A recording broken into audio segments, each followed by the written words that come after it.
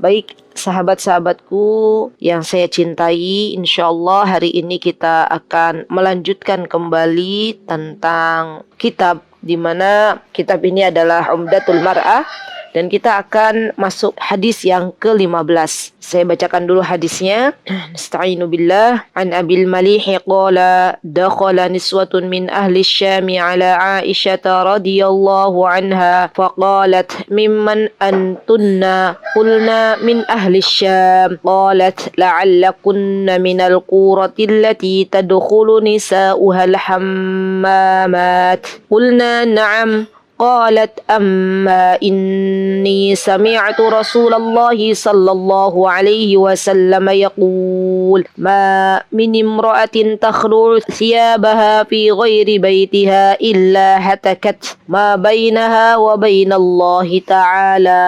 Baik, kita akan memasuki pertama yang akan kita kenal adalah Abul Malih. Baik teman-teman yang dimuliakan oleh Allah Subhanahu wa taala, Abul Malih ini adalah salah seorang sahabi dan beliau adalah yang bernama Abul Malih Al-Hadli. Ya, Abul Malih Al-Hadli. Dan kalau berdasarkan para ulama mengatakan kepada Abul Malih, maka Abul Malih Usama Al-Hadli ini teman-teman, Masya Allah, beliau adalah seorang perawi hadis yang thiqah.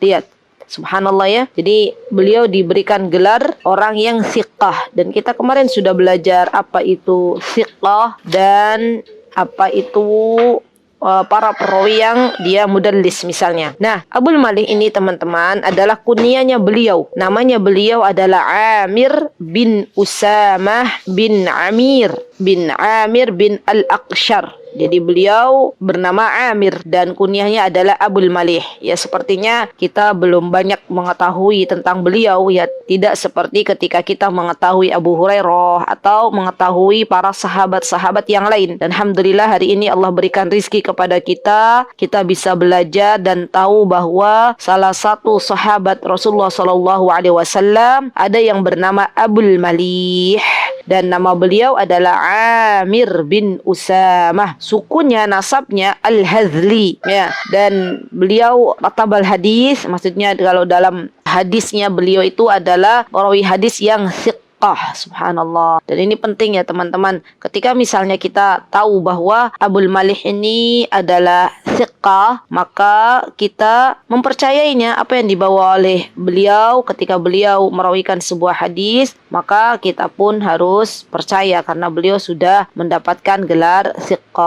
Baik, nah Abul Malih teman-teman bin Usamah Al-Hadli atau biasa disebut Ibnu Amir, ya, namanya Amir ya, dan beliau biasa terkenal dengan panggilan Ibnu Amir atau panggilan Abul Malih, Abul Malih, ya, sebagaimana dijelaskan di dalam kitab Tabaqat Para Ulama. Jadi Tabaqat Para Ulama ini teman-teman adalah sebuah kitab, teman-teman boleh nanti belajar ya, yang menyatakan bahwa misalnya fulan dia adalah seorang yang thiqah, fulan dia adalah seorang yang tidak thiqah misalnya. Nah, ini namanya tabaqatnya. Bahkan dikatakan Abul Malih ini di dalam Tabaqatul Ulama mengatakan bahwa Abul Malih ini teman-teman asalnya adalah dari Basrah atau dari Kufah, ya. Di beliau berasal dari Basrah atau dari Kufah dan beliau meninggal pada tahun 117 Hijriah di kota Madinah. Ya, Masya Allah. Jadi banyak ya subhanallah para ulama yang Allah wafatkan di kota Nabi. Dan kita masih terus berdoa kepada Allah ya sambil menunggu ajal kita dijemput oleh Allah Subhanahu wa taala. Maka kita berdoa semoga Allah wafatkan kita di kota Madinah. Karena sejatinya hidup ini sedang menunggu kematian. Ya, dan subhanallah semua kita akan merasakan kematian itu.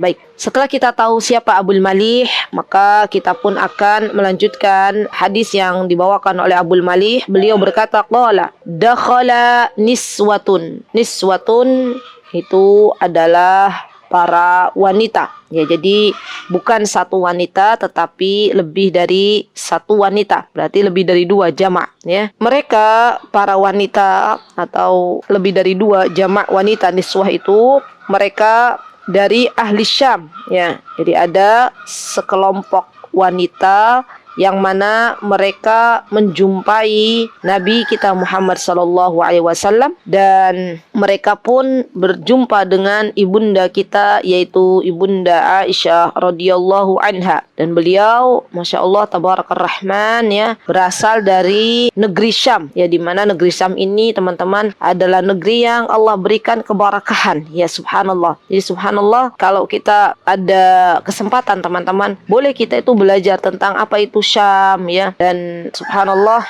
ini akan menambah rasa cinta kita ya teman-teman. Selain kecintaan kita terhadap kota Madinah, di subhanallah negeri Syam punya banyak keutamaan, dan di antara keutamaannya adalah negeri yang Allah berikan keberkahan. Baik. Nah, kemudian Ibunda Aisyah mengatakan faqalat ya, Ibunda Aisyah mengatakan mimman antunna, ya siapakah kalian ini? Antunna itu adalah dhamir untuk kalian. Ya, kalian tuh siapa sebenarnya? Dari negeri Syam, dan kalian sebenarnya qulna min ahli Syam. Kemudian mereka mengatakan kami dari ahli Syam, dari penduduk negeri Syam. Qalat, kemudian Ibunda Aisyah mengatakan la'allakunna minal qurati allati tadkhulu nisa'uhal hammamat. Katanya Ibunda Aisyah kepada orang-orang perempuan-perempuan dari negeri Syam, kata beliau, apakah kalian itu dari sebuah daerah yang mana para wanitanya biasa memasuki pemandian umum? Jadi teman-teman, terkenal zaman dulu kala itu sudah terkenal, dan berita ini sampai kepada Ibunda Aisyah radhiyallahu anha bahwa ada sekelompok wanita yang berasal dari negeri Syam yang dia itu memiliki kebiasaan kalau mandi bareng-bareng ya di tempat pemandian umum. Nah, mungkin kalau di Yogyakarta itu ada nama tempat, kalau teman-teman pernah ke Yogyakarta, apa namanya yang pemandian putri-putri dayang-dayang raja itu, Taman Sari ya, Taman Sari itu juga ada ya sebenarnya di Yogyakarta. Dulu tempat di mana para ratu-ratu gitulah, istri-istri raja tuh mandi bareng di situ ya. Subhanallah. Jadi bukan hanya di negeri Syam ya, tapi di Indonesia pun ada. Nah, wanita-wanita dari negeri Syam ini ya, subhanallah, tapi tidak semua teman-teman, tidak semua wanita dari negeri Syam ini yang dia kalau mandi selalu bareng-bareng itu, tidak. Tapi ada daerah tertentu, daerah di mana di Syam itu wanitanya kalau mandi bersama-sama di pemandian umum ya. Atau mungkin bisa juga di mana namanya, di Indonesia ini juga ya, bukan hanya ratu-ratu dayang-dayang saja yang mandi di pemandian umum, tapi mungkin ibu-ibu misalnya ya yang rumahnya di kampung-kampung yang mandi di kali itu kan juga sama, itu masuk ke pemandian umum. Dan ketika wanita itu dia berada di pemandian umum ya, hukum wanita ketika dia memasuki pemandian umum termasuk di dalamnya teman-teman ya ada kolam renang. Ini juga termasuk kan pemandian umum. Maksudnya bukan hanya dia saja yang melihat, tapi kan banyak juga orang-orang yang melihat wanita ini berada di pemandian umum. Misalnya tadi kolam renang. Sekarang juga ada kita berada di pemandian umum misalnya ketika renang ya. Maka apa kata Ibunda Aisyah radhiyallahu anha ketika beliau tahu bahwa wanita-wanita ini berasal dari sebuah daerah di mana mereka memiliki kebiasaan para wanitanya mandi di tempat mandian umum, maka mereka menjawab qulna na'am, ya betul. Kemudian Ibunda Aisyah mengatakan amma inni sami'tu Rasulullah sallallahu alaihi wasallam yaqul, dan saya mendengar Rasulullah sallallahu alaihi wasallam bersabda. Nah, ini teman-teman adalah syahid atau inti dari hadisnya. Jadi yang tadi adalah muqaddimahnya, pendahuluannya. Kemudian setelah itu baru Rasulullah SAW berpesan kepada kita dengan sabda beliau. Kata beliau, apa kata beliau? Sesungguhnya subhanallah, ini pesan yang sangat mulia bagi kita para wanita. Ma minim ra'atin, tidaklah seorang wanita yang mana dia itu takhlu'u thiyabaha, melepaskan pakaiannya, fi ghairi baitiha, di selain rumahnya. Jadi artinya dia itu ketika keluar ya ke dalam rumah, kemudian dia mandi, setelah itu mandi dengan membuka pakaiannya ya, mandi dengan membuka pakaiannya, maka kata Rasulullah SAW, illa hatakat, kecuali wanita ini adalah wanita yang, maksudnya wanita yang hancur. Hancur itu dia telah yang dimaksud dengan hatakat di sini ma bainaha wa bainallahi ta'ala, dia telah merobek tabir antara dirinya dengan Allah Subhanahu wa taala. Kenapa teman-teman? karena dia telah menampakkan aurat dan menghilangkan rasa malu pada dirinya. Lihat, ini syahidnya, intinya ya. Kenapa para wanita ketika dia keluar ke pemandian umum kemudian dia membuka auratnya, dan ini adalah sebuah hal yang dilarang oleh Rasulullah SAW karena akan membuka tabir antara ia dan Allah Subhanahu wa taala, karena ternyata dia menampakkan auratnya dan juga menghilangkan rasa malu dalam dirinya. Orang kalau punya rasa malu, teman-teman, para wanita kalau dia punya rasa malu, dia nggak mau, ya, mohon maaf ya, dia tidak mau membuka auratnya dan dilihat oleh para wanita lain, yang mana itu wanita-wanita dari orang umum misalnya ya. Jadi subhanallah, ini adalah sebuah hal yang patut kita cermati, teman-teman, karena ternyata ada juga orang-orang yang dia tidak memiliki rasa malu, sudah dicabut rasa malunya ya, sampai akhirnya orang lain pun bisa melihat auratnya ya, naudzubillah summa naudzubillah. Dan ini yang perlu kita perhatikan bersama. Dan kalaupun misalnya teman-teman sampai ke pemandian umum misalnya ya, entah itu kalau di Yogyakarta ada tempat untuk mandi air panas itu, maka pastikan aurat kita itu tertutup ya. Maksudnya kalaupun misalnya ada sesuatu yang mau terbuka, pilih tempat yang dia tidak di umum gitu ya. Kalau saya pernah lihat di daerah Jawa Barat tuh, daerah Kuningan tuh ada tempat pemandian air panas, pemandian umum, tapi di situ ada seperti kamar-kamar ya. Jadi kalau misalnya kita pengen mandi di situ ya dengan air panas belerang, itu insya Allah auratnya tertutup ya. Jadi tidak terlihat satu sama lain, karena subhanallah hukum ya wanita masuk pemandian umum itu sudah pernah dibahas di dalam banyak kitab oleh para ulama ya, subhanallah, termasuk di dalamnya Ibnu Hajar, beliau juga pernah membahasnya dalam hadis ini. Dan ini adalah sebuah hal yang patut kita cermati, karena subhanallah ketika seorang perempuan itu berani menanggalkan pakaiannya selain di rumah suaminya, maka sejatinya dia sudah tidak lagi memiliki rasa malu ya, subhanallah. Dan ini sudah memasuki pintu keburukan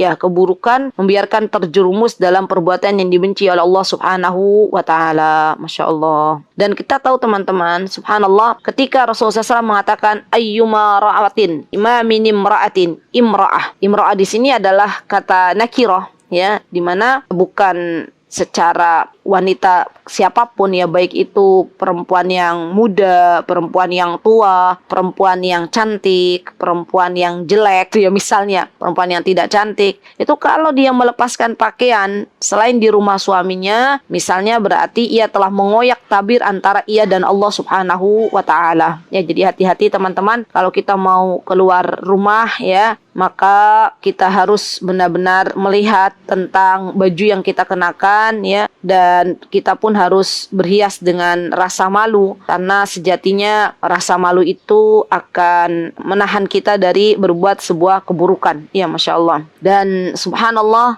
ketika kita mengunjungi misalnya keluar rumah ya, mengunjungi tempat-tempat umum, maka pastikan aurat kita pun tertutup dan tidak mengundang syahwat bagi kaum laki-laki ataupun para wanita pada umumnya ya. Subhanallah. Apa yang bisa kita ambil dari hadis ini teman-teman ya? Maka yang pertama ya, ada di hadis yang ke-15 ini melarang para kaum wanita melepaskan pakaian di luar rumahnya, baik itu di pemandian umum maupun di seluruh luar rumah ya. Kalau dia melepaskan pakaiannya tidak memakai busana, maka ini adalah sesuatu yang dilarang. Kemudian yang kedua yang bisa kita ambil ibrah faidah dari hadis yang ke-15 ini teman-teman, bahwa ketika misalnya kita harus keluar ke pemandian umum, entah itu di kolam renang ataupun di tempat-tempat pemandian ya, di situ maka pilih tempat yang memang khusus bagi kaum wanita, tidak bercampur baur dengan kaum laki-laki. Dan kalau bisa lagi, kalau misalnya ada ya tempat di mana itu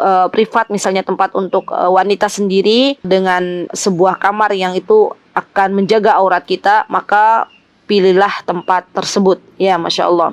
Bahkan Ibnu Qudamah sangat-sangat keras di dalam hal ini teman-teman. Beliau pernah mengatakan, kata beliau, seorang perempuan itu tidak boleh memasuki pemandian umum ya, kecuali memang benar-benar ada udzur, misalnya sakit, atau misalnya kalau sakit kan berarti dia ke tempat misalnya pemandian air panas itu untuk dalam rangka pengobatan, nah itu juga bisa Ya, nah beliau mengatakan demikian. Jadi Ibnu Qudamah sangat-sangat keras ketika mengatakan bahwa tidak semua perempuan tuh boleh ke pemandian umum, ya, kecuali memang ada sesuatu yang dia inginkan dari sesuatu yang sangat-sangat penting. Ya, Masya Allah. Dan teman-teman yang dimuliakan oleh Allah Subhanahu wa Ta'ala, ada juga hadis dalam riwayat lain, ya, di mana Rasulullah SAW juga melarang seorang wanita untuk melepaskan pakaian. Ya, kalau ini kan hadis yang diriwayatkan oleh Abul Malih. Ada juga yang diriwayatkan oleh Ummu Darda, ya, di mana Rasulullah SAW mengatakan, walladzi nafsi biyadihi ma min imra'atin tad'u thiyabaha fi ghairi baitin ahadin min ummahatiha illa wa hiya hatika kullu sitrun bainaha wa bainar rahman. Jadi faedah yang bisa diambil bahwa ada hadis bukan hanya dari Abul Malih, tapi juga ada beberapa hadis yang diriwayatkan oleh beberapa sahabi atau sahabat yang mana Rasulullah SAW benar-benar memperhatikan tentang aurat kaum wanita. Ya, di subhanallah, ini yang mesti kita benar-benar perhatikan. Dan subhanallah teman-teman, saya pernah menemukan sebuah tempat di daerah Jawa Barat, di mana di situ tuh ada sebuah pondok, dan pondok tersebut tidak membuat satu kamar mandi satu orang, tapi itu bareng-bareng. Jadi bareng-bareng, ada kayak kolah gitu, ada kayak kolam besar, di mana di situ para wanita mandi bareng-bareng. Ya, subhanallah. Dan ini harus benar-benar kita perhatikan, ya, jangan sampai hal itu terjadi, karena namanya setan itu terus menggoda anak Bani Adam. Dan terjadi di zaman sekarang, wanita suka dengan wanita, atau biasanya disebut dengan lesbi. Naudzubillah, ya, summa naudzubillah. Semoga Allah Subhanahu wa Ta'ala menjauhkan kita semuanya dan anak-anak kita, keturunan kita dari perbuatan-perbuatan yang dilarang oleh Rasulullah SAW dan dilarang oleh Allah Subhanahu wa Ta'ala. Baik, akhwati fillah rahimani wa rahimakumullah, setelah kita mengetahui bahwa sebuah hal yang memang itu harus kita perhatikan. Baik, di sini ada teman-teman fawaid yang berhubungan dengan hadis yang ke-15 ini. Yang pertama, bahwa hurmatu khalqul mar'ah, seorang perempuan dilarang untuk melepaskan bajunya di luar rumahnya. Yang pertama, lebih-lebih wa bi khassah, lebih-lebih di tempat yang biasa para perempuan itu mengganti pakaiannya di tempat umum, jadi nggak boleh, ya. Kemudian yang kedua, ada larangan untuk tabarruj, ya, tabarruj berhias, ya, diri ketika keluar dari rumahnya. Kemudian yang ketiga, juga adanya larangan untuk memasuki pemandian umum. Jadi, ya, sudah kata Ibnu Qudamah, kecuali memang ada udzur syar'i, misalnya untuk pengobatan, ya, dengan air panas belerang, misalnya, itu diperbolehkan. Tapi kalau tidak ada udzur syar'i, maka para perempuan hendaklah dia mandi di rumahnya masing-masing, ya, dan jangan dibiasakan, subhanallah, ya. Kemudian yang keempat, jawazuz tazawur bainan nisa, ya, wa bi khassatin ziyaratil fadliyati minan nisa. Bolehnya kita saling berkunjung antara sesama wanita, lebih-lebih wa bi khassa ketika kita mengunjungi para wanita yang memiliki keutamaan di antara wanita-wanita lainnya. Contohnya misalnya wanita-wanita Syam, mereka mengunjungi ibunda kita Aisyah radhiyallahu anha. Subhanallah teman-teman, ziarah, ya, itu adalah sesuatu yang dianjurkan di dalam agama Islam. Jadi harus kita bedakan nih, kalau kita berkunjung kepada selain kerabat, itu namanya ziarah, bukan silaturahim, bukan silaturahmi. Jadi kalau teman-teman berkunjung ke kawan, ke teman, itu kan kadang kita orang Indonesia bilangnya, saya mau silaturahmi, ya, ini dalam rangka silaturahmi saya kepada engkau, kepada kalian. Itu bukan silaturahim. Silaturahim itu kalau kita mendatangi seseorang yang di situ ada kerabat karib keturunan, misalnya ada hubungan kekeluargaan, itu namanya silaturahmi atau silaturahim. Tapi kalau tidak ada hubungan kekerabatan, teman-teman, namanya ziarah. Dan ziarah ini tidak mesti ziaratul kubur, ya, karena kalau di Indonesia mau kemana, mau ziarah, emang mau menziarahi kubur? Bukan, tapi ini umum, lebih umum. Saya mau ke rumah kawan saya misalnya, maka saya sebut saya mau ziarah, ya. Dan subhanallah, barang siapa yang mengunjungi saudaranya karena Allah, maka ini termasuk dalam rangka mendapatkan pahala di sisi Allah Subhanahu wa Ta'ala. Jadi boleh kita saling berkunjung, apalagi mengunjungi orang-orang yang memang di situ punya keutamaan seperti Bunda Aisyah. Beliau punya keutamaan ilmu, ya, dari segi keilmuan, Masya Allah, luas beliau ilmunya. Kemudian istrinya Rasulullah SAW dan ummahatul mu'min, ibunda para wanita-wanita beriman. Kemudian yang kelima, teman-teman, bahwa subhanallah di sini ini juga penting, penting pelajaran bagi kita istihbab. Istihbab, kalau ada kata istihbab berarti dari kata mustahab. Mustahab ini adalah dianjurkan. Atau kalau teman-teman melihat di sebuah kitab ada kata mustahab, itu artinya juga bisa sunnah. Dan saya sering mengatakan bahwa kata sunnah atau dianjurkan ini ada beberapa kalimat atau beberapa kata teman-teman dalam bahasa Arab. Ada disebutkan kata istihbab atau mustahab, ada juga disebutkan kata nafilah, ada juga disebutkan kata sunnah, ada juga disebutkan kata tatawwu'. Ini semuanya artinya adalah sunnah atau bukan sesuatu yang wajib. Istihbabun at-tanasuh, dianjurkan untuk saling menasehati bainal muslimat, ya, sesama kita kaum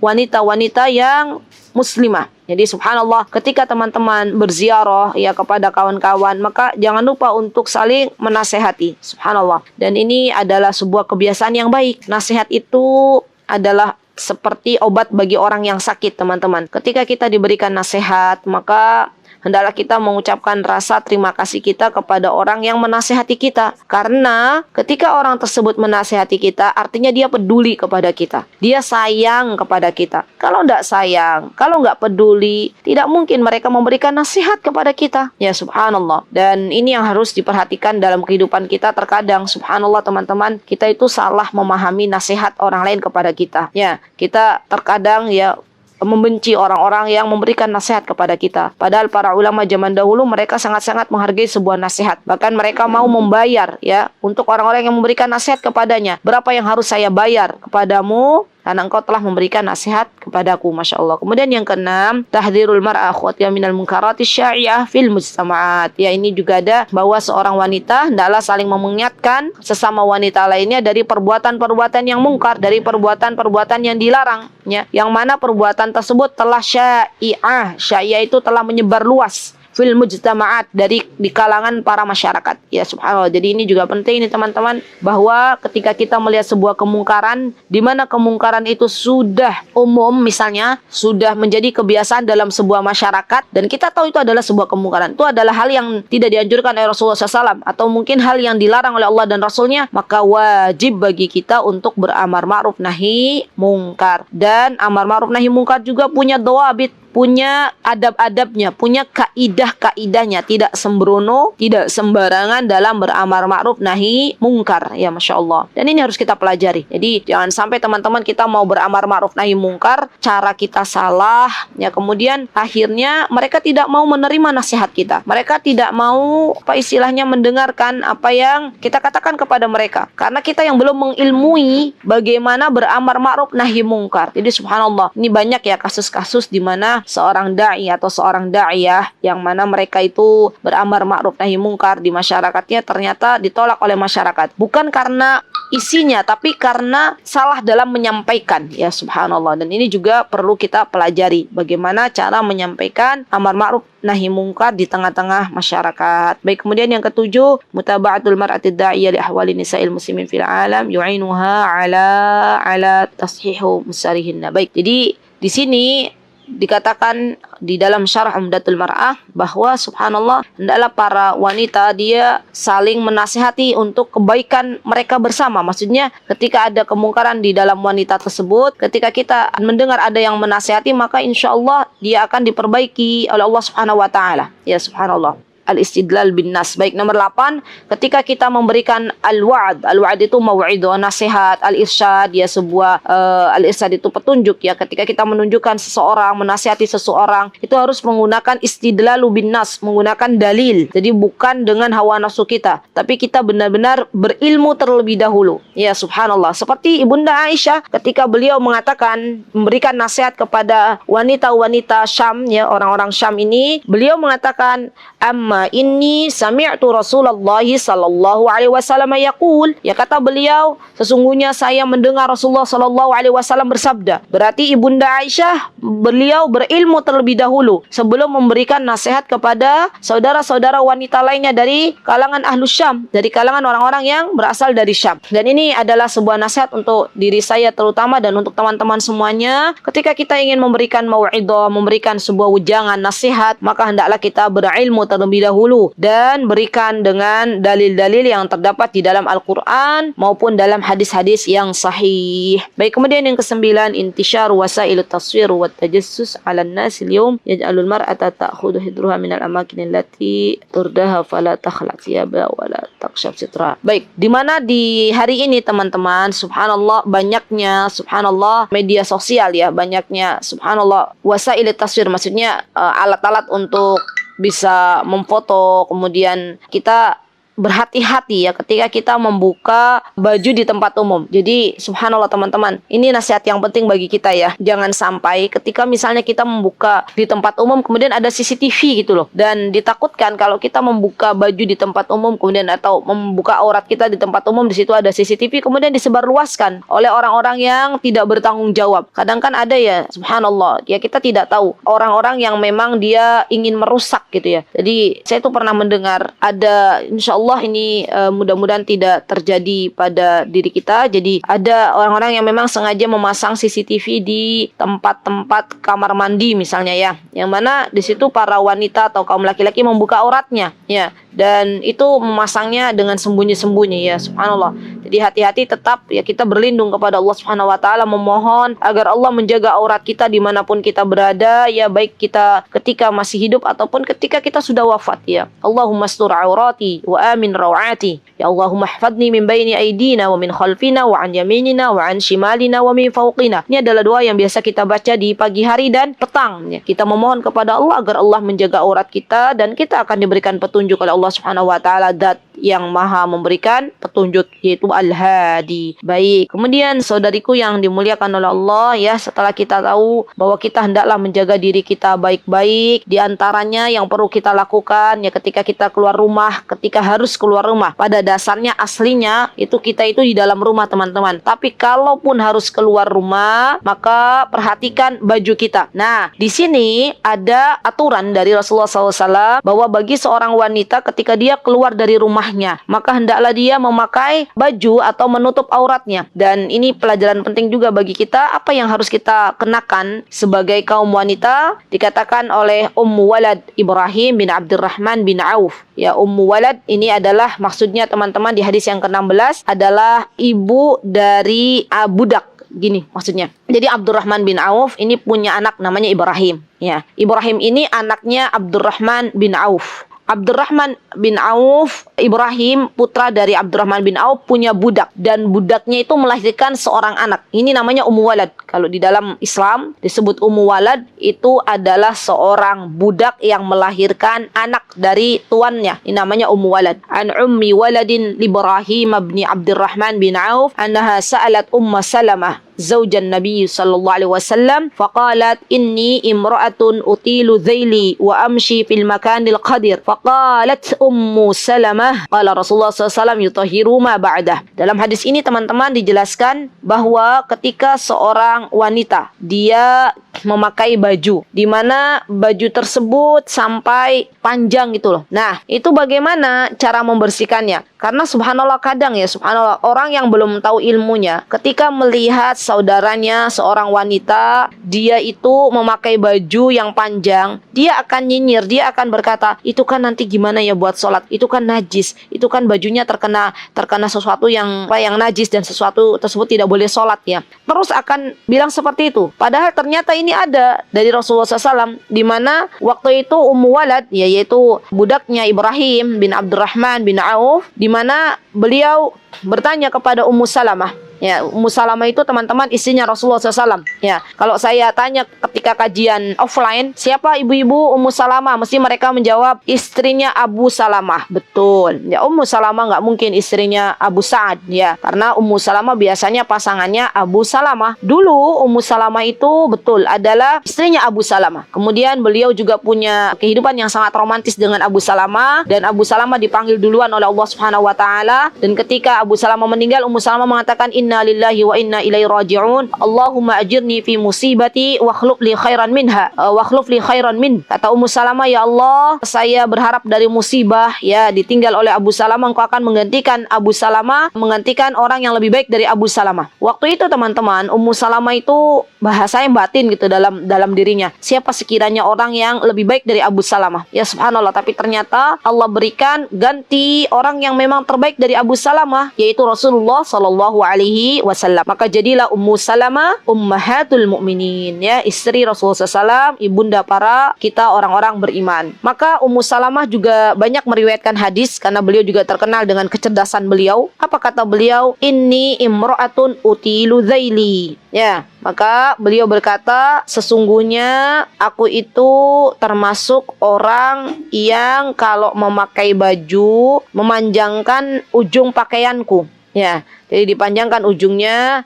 Dan biasanya saya berjalan di tempat yang kadang al-qadar. Qadar itu sesuatu yang kotor gitu ya, sesuatu yang mungkin di situ ada najisnya. Ya kita kan tidak tahu. Ya, kita nggak bisa memastikan ketika kita berjalan itu yang kita injak dari bumi Allah tuh semuanya misalnya tidak ada kotorannya. Mesti kan mungkin ada gitu ya. Faqalat Ummu Salamah, maka Ummu Salamah pun berkata, Rasulullah SAW bersabda, yutahhiruhu ma ba'dah. Maka bagi para perempuan yang dia menjulurkan ujung pakaiannya ketika dia ingin salat misalnya dan di situ ada najis, maka dia cara mensucikannya diantaranya adalah tanah yang ia lewati. Jadi permukaan tanah itu telah mensucikan bajunya. Subhanallah, subhanallah teman-teman. Jadi ternyata subhanallah hikmah ya, di mana Allah Subhanahu wa taala memberikan kepada kita tanah itu diantaranya tujuannya adalah untuk bersuci, ya kan? Ada toh tayamum, dan diantara tujuannya adalah untuk membersihkan ujung pakaian kaum wanita.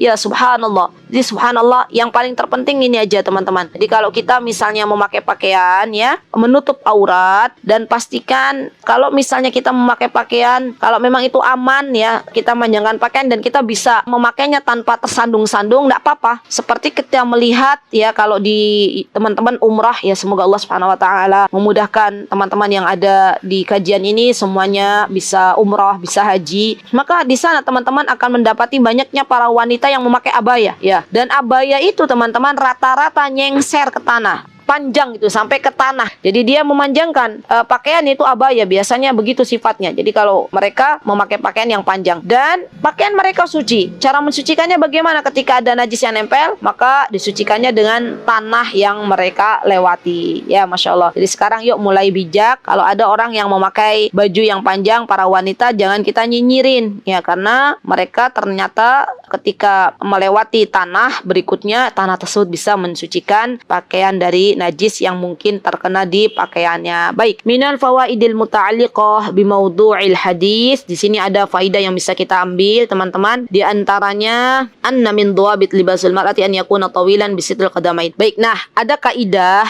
di mana kaidah ini dijelaskan dalam hadis ini bahwa sesungguhnya libasul mar'ah, pakaian wanita itu hendaklah tawil, hendaklah panjang, yasturul qadamain, menutup kedua mata kaki. Ya, jadi minimal batasnya itu mata kakinya tertutup. Kalau teman-teman bilang, saya kalau pakai bajunya sampai menjulur-julur ke tanah itu malah kesandung-sandung. Ya udah, enggak apa-apa, enggak harus dijulur-julurkan ke tanah. Tapi minimal kedua mata kakinya tertutup. Kemudian yang kedua, inna sitrul qadamaini bi italati dhail yadullu ala wujubi sitru baqiyal jasadi min babi aula. Baik, kalau saja dua mata kaki kita saja harus ditutup ya dengan baik, apalagi dengan anggota badan yang lain. Ya, maksudnya biasanya kan kaum laki-laki jarang kan melihat ke mata kaki para perempuan atau kakinya. Nah, apalagi dengan yang lain. Misalnya badan kita, ya rambut kita itu lebih aula untuk kita tutup. Baik, kemudian yang ketiga, anna ta'addud min najasatil ard la yubihu lil mar'ati an taqsur min dawli thiyabiha bima yadhharu qadamaini halul masyi aw yadhharu saqain. Baik, ketika kita mengatakan bahwa di dalam tanah itu ada najis misalnya, maka ini tidak boleh kita akhirnya ketika kita beralasan, di tanah itu kan ada sesuatu yang najis, akhirnya kita memendekkan baju kita sehingga terlihat dua mata kaki kita, atau kita terlihat bidhari saqain, terlihat dua lengan ya lengan kita, karena beralasan bahwa ada najis di sekitar kita. Ini juga tidak diperbolehkan. Kemudian yang keempat, bahwa seorang wanita ketika dia berjalan ya dengan pakaian yang panjang dan di dalam tanah tersebut ada najas atau ada najis, maka cara mensucikannya dia melewati tempat yang selanjutnya, maksudnya jadi dibersihkan dengan tanah yang ia lewati berikutnya. Baik. Kemudian yang kelima, anna ta'addulul mar'a bi ba'di syubhat takhafif an nasyal izamu bil libasi syar'i yuzalu bi bayanil haqqi fil mawdi' wa izalati syubhat. Baik, di sini nomor 5 kita diperintahkan oleh Allah Subhanahu wa taala dan Rasulnya untuk memakai baju syar'i. Dan subhanallah, di sini juga teman-teman bahwa sesungguhnya ketika kita keluar rumah perhatikan al-iltizam, kita perhatikan baju yang kita kenakan. Karena subhanallah ini untuk pastinya untuk menjauhkan kita agar kita tidak menjadi fitnah bagi kaum laki-laki. Masya Allah. Kemudian yang keenam, bahwa sesungguhnya seorang wanita dia berkewajiban untuk bertanya tentang agamanya dan apa-apa yang meragukan di dalam kehidupannya, ya dalam jiwanya. Misalnya ada sesuatu yang tidak tahu, maka hendaklah dia meminta petunjuk atau dia bertanya kepada seseorang yang memang ia bisa tanyai, ya. Dan ini adalah sebuah kewajiban. Artinya seorang wanita dia tidak boleh malu ketika bertanya sebuah kebaikan. Kemudian yang ketujuh, hendaklah seorang wanita itu ada seorang yang tahu, al-alimah. Al-alimah itu seorang yang berilmu, yang mengetahui tentang hukum-hukum wanita itu sendiri. Subhanallah, litakuna lahun marji'an, yang mana tujuannya untuk agar wanita-wanita lain bisa bertanya kepadanya. Maraji' itu akan kembali ya untuk wanita-wanita lain bermanfaat. Dan subhanallah, ini adalah sebuah hal yang patut kita lakukan teman-teman, bahwa hendaklah tidak semua dari kita itu tidak memiliki ilmu. Jadi harus ada dari kalangan wanita yang berilmu. Tujuan utamanya apa? Tujuan utamanya adalah agar ketika kaum muslimah lainnya ingin bertanya, maka ada di kalangan wanita muslimah yang mereka mengetahui hukum-hukum wanita itu sendiri, terutama berkaitan misalnya dengan haid, dengan nifas atau dengan istihadah. Baik, alhamdulillah kita sudah selesai. Alhamdulillah hari ini dapat 2 hadis, ya hadis ke-15 dan hadis ke-16. Semoga yang sedikit ini bisa bermanfaat dan bisa menambah keimanan kita kepada Allah Subhanahu wa taala, bisa menambah amal soleh kita di hadapan Allah Subhanahu wa taala, dan semoga kita termasuk orang-orang yang apabila mendengar sebuah kebaikan kemudian mengamalkannya. Barakallahu fikunna jami'an, jazakunallahu khaira. Aqulu qauli hada wastaghfirullah li wa lakum wa akhiru da'wana anil hamdulillahi rabbil alamin. Assalamualaikum warahmatullahi wabarakatuh.